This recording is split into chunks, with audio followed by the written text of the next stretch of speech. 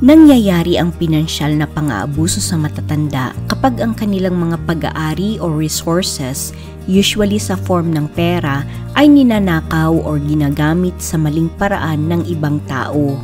Kalimitan, ang naaabusong matanda ay lubos na may pagtitiwala sa taong ito kaya't hindi siya masyadong naghihinala. May ilang pagkakataon na ang anak o apo ng biktima na kumuha ng pera sa maling paraan ay nagra-rationalize or ikinakatwiran nila na ito ay kabayaran sa kanilang serbisyo ng pag-aalaga o kaya naman ay iniisip nila na ito ay magiging sa kanila rin naman balang araw. May ilan ring natatakot na baka maubos ng kanilang magulang or ng kanilang lolo at lola ang pera nito sa kanyang health needs, gaya ng pagpapa-ospital or pagbili ng mga gamot or pagbabayad sa mga medical treatments nito.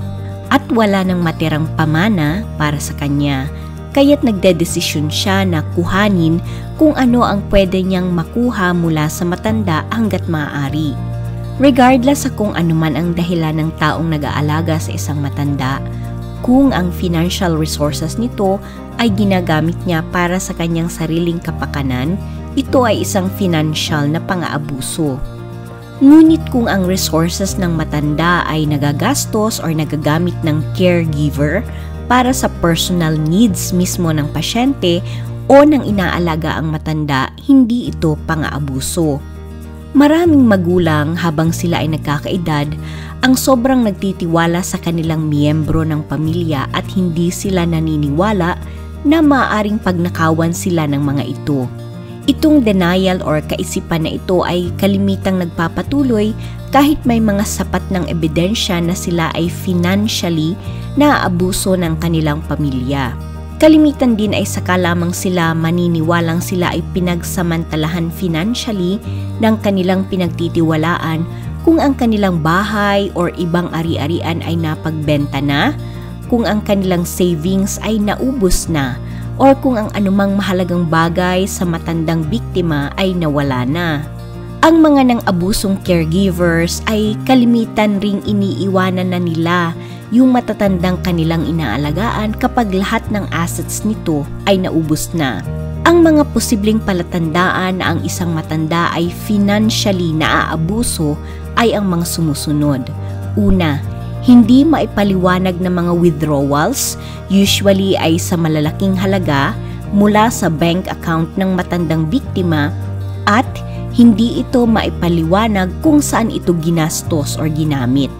Ikalawa, kahina-hinalang pagdaragdag ng pangalan ng isang tao sa bank account ng matandang inaalagaan. Ikatlo, walang pahintulot na mga cash withdrawals. Ikaapat, mga hindi nababayarang bills ng matanda kahit na may pera naman ito.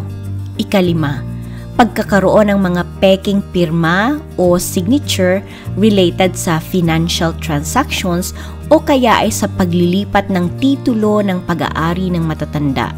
Ika-anim, hindi maipaliwanag na pagkakalipat ng mga ari-arian ng matanda sa isang uninvolved na kapamilya or sa ibang tao na hindi naman ito kaano-ano. Ikapito, pagtanggap ng matanda ng mga serbisyong nangangailangan ng bayad na hindi naman ito talaga kailangan. At ikawalo, at ang pagsasabi ng matanda mismo na siya ay financially inaabuso ng isang tao, maging ito man ay kanyang kapamilya or hindi.